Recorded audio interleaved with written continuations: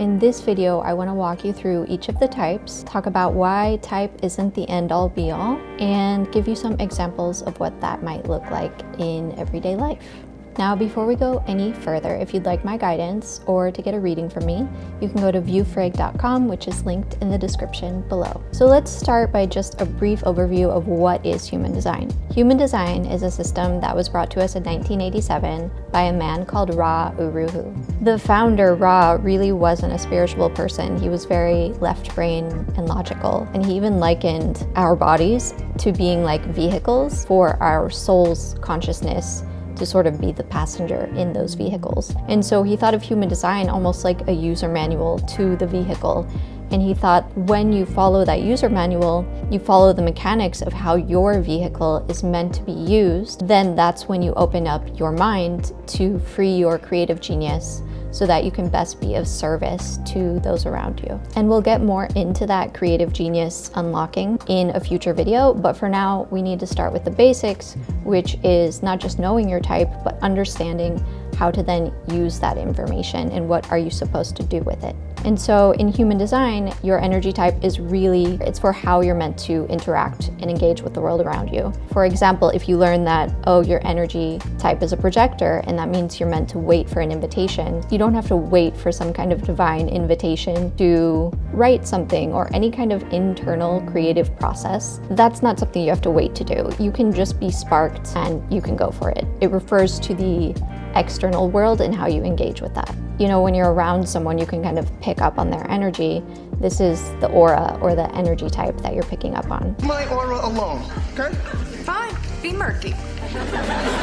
Okay, now we have manifestors. So manifestors make up a much smaller percentage of the population, around 9%. They have a closed and repelling aura, which doesn't mean that you're like repelling. It just means that people might not instantly warm up to you. So the people that get you will get you, but some people might just be repelled, and that's okay, you know? Your strategy is to inform, and that is because your aura is closed, so people can't really see what you're about to do. They can't really get a read on you. When you inform others of like, this is my decision, this is my dream, this is what I'm going for, this is what I'm doing, then people can start to understand and empathize.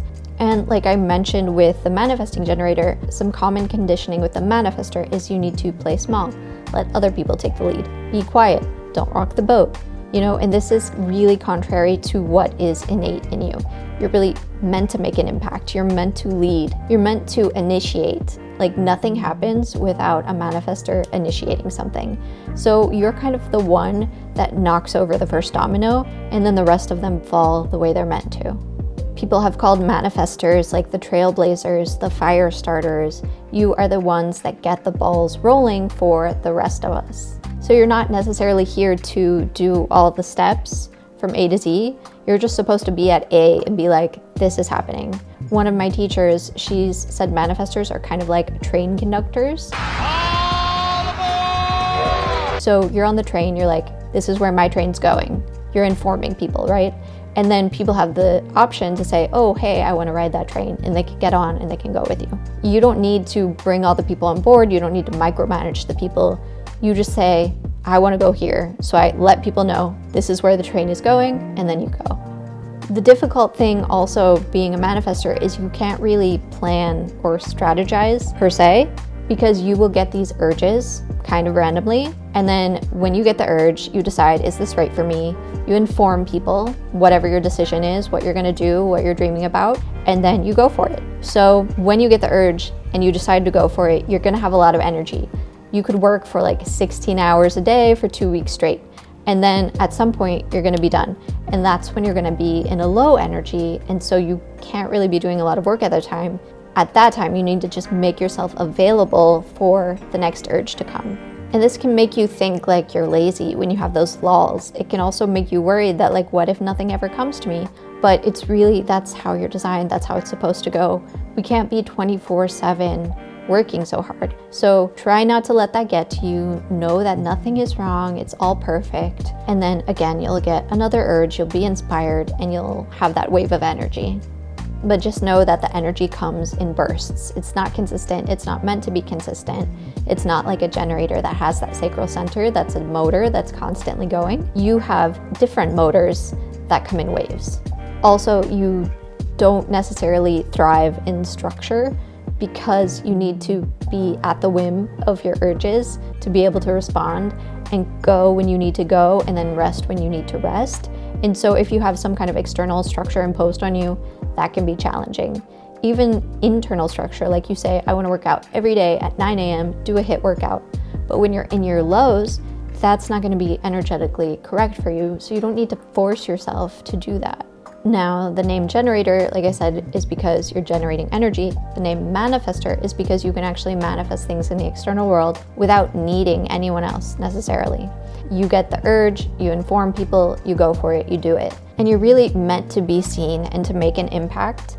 And it doesn't have to be in a traditional leadership role at all, but just allowing yourself to be so in your own lane and letting people know about it, letting yourself be seen. You're really here to understand your impact on others.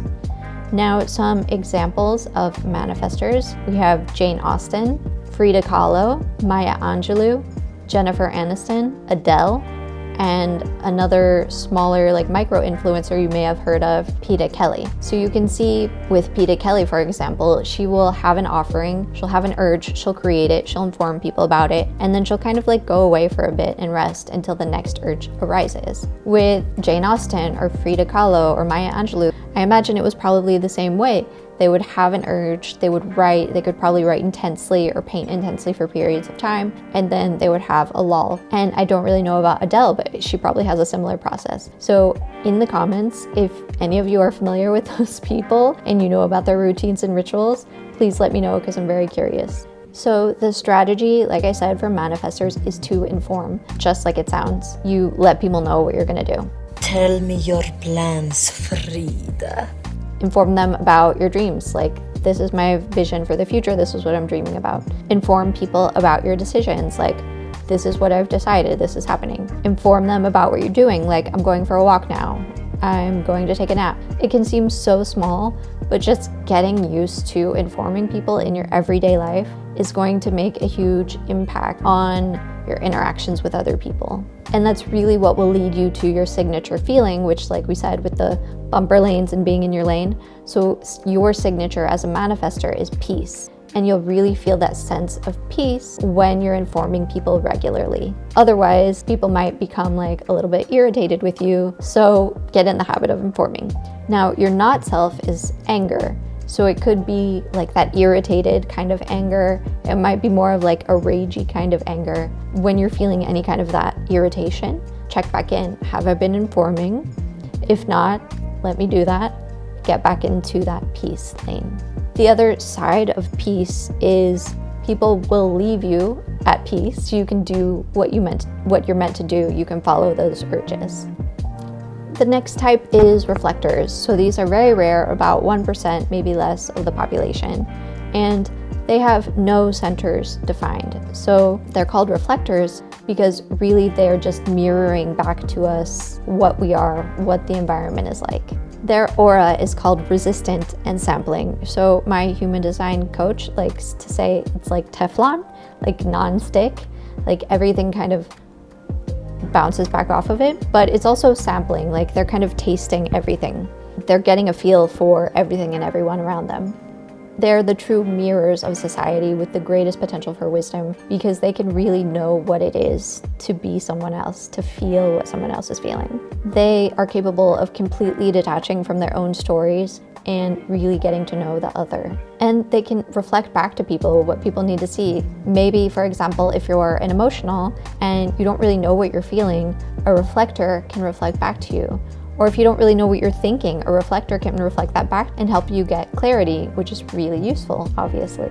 But it also means they can be like chameleons. So around 1% person or one group of people, they might act a certain way that might be completely different when they're alone or with someone else. And because they're completely open, they are the most sensitive to conditioning and to the world around them. They can also feel pressure to define themselves or to label themselves. So really you want to liberate yourself from all labels, to allow yourself to be a chameleon, to allow yourself to feel it all, to let go of the way you think you should be in any way and allow yourself to morph naturally, to embody your wisdom without needing to make sense of it. Ask yourself, where am I trying to define myself or to make sense of things, and how can I get out of my own way? Reflectors can truly be anything, so you want to go out there and try a lot of things and see what fits. Let yourself be carried by life. And because environment, you're so sensitive to it, it's very important that you curate your environment, and everything in it as much as you can should feel good to you. And this includes people that you allow into your environment. Now, because you have no defined energy centers, that means you have what's called no authority. And so you're very connected to the moon, and your authority then is actually to wait a lunar cycle, which is about 28 days. Obviously, you're not going to do that for every single decision. That's going to be just for those really big decisions. And I will cover the authorities in a future video. Now, your signature lane as a reflector is surprise. You want to be surprised and delighted by life. You never really know what you're going to get, and you're open to feeling it all. So you're constantly being surprised and delighted by what you come across. The opposite, your not self, that feeling is disappointment. It can also be like predictable, constricting, dull, that just like disappointed feeling. So when you feel that, you need to ask yourself, where am I labeling myself? Where am I shoulding on myself? Where am I taking on other people's energy and thinking it's my own? Try to empty all that out and get back to your surprise and delight and just letting yourself be carried by life. Some examples of reflectors: Fyodor Dostoevsky, which is one of my favorite authors. Margaret Atwood, another author, she wrote The Handmaid's Tale, which you might have watched the series or read the book. Sandra Bullock, the actor, is a reflector. Chica, the hip-hop star, is a reflector. And a influencer, Jordan Younger, is another reflector that I found. So if you are a reflector, Google them, learn about their lives, and kind of see how are they chameleoning, how are they changing, how are they becoming wise about the world, how are they reflecting back what they're seeing and feeling. And then the last type, which is the most recent, it came into being in 1781 with the discovery of the planet Uranus, and that is the projectors. So they make up about 22% of the population, and their aura is focused and absorbing, penetrating. It's like they're shining or projecting a light directly onto you, directly onto whatever they're looking at, and they're very focused on that. It means that they're really able to see clearly something. It could be they see very clearly into you, they see very clearly into some other detail. So that's really the gift of a projector. One of the gifts is that you can see something so clearly, and then you can help guide our energies to making it more efficient or improving it in some way. Now, because you can see so clearly into another person, this does take an energetic focus, which takes more energy, and so it means you also need more alone time, more rest time. They say a projector is only meant to work creating output kind of work for 3 hours a day. The other rest of the time, you can do more internal work, more alone work, but not that kind of like output that will be for other people or involving other people. You're here to tweak, to guide, to bring improvements or efficiency. You tend to be obsessed with systems and efficiency, and so you can actually bring new systems into being as well and help design those new processes. One of my teachers calls the projectors the CEO for the now. They really are like that visionary kind of guiding things, not necessarily the doers and the makers, not the initiators, just the ones who guide the others. So often you can be impatient if you don't understand how your energy works as a projector, or if you think that you're meant to work like a generator, which is not the case because you don't have that defined sacral center. You don't have the motor to consistently work all day. Like I said, it's really in those short focused periods of time. And really none of us are meant to work for like 8-9 hours a day, and we shouldn't have to in the modern age. So as a projector, just kind of owning that your value that you can bring is more so in your vision and your guidance and less so in like doing and making things, if that makes sense. It's more advising and improving or enhancing. So if you have been trying to work like a generator, you could get burnout. You might have health issues. My human design coach says it could cause back pain or gut issues also. That's a sign that maybe you've been overworking, and so you need to pull it back a little bit and see, how can I improve or make this more efficient instead of just doing all the work myself. And because as a projector, you likely have more openness, it means that you're meant to be more open to the world around you and cultivating wisdom based on what you're taking in. So the key though, when you are going to share your guidance or wisdom, if you're just doing it like off the cuff whenever you feel like it, that's going to bring about bitterness in other people. They're not going to be happy about that. And that's because your not self theme is bitterness. So when you bring bitterness out in others, or when you feel bitterness in yourself, that means you're not following your strategy. And your strategy as a projector is to wait for an invitation. That's what it's called. It can be to wait for an invitation or to wait for recognition. When that other person has recognized you and your gifts, and you have that kind of standing open invitation with them, then you don't have to wait every time to give them advice. You can though. You can ask them, hey, would you like my advice on this? Or would you like to know my opinion on this? And that can always help to kind of smooth things over. So your signature, that feeling that you'll feel when you're in your lane, is success. And that can actually mean like what we think of as success in the material plane. So that's pretty cool. Like I said, to do that, to get that success, it's all about using your strategy, which is to be invited or to be recognized. Then you can share your wisdom, rather than doing like the unsolicited advice thing. Wait until you're recognized or you've been invited to share and then do it. I need your advice. But this doesn't mean that you have to kind of sit on your hands just waiting for someone else to invite you or recognize you. You can go about your life.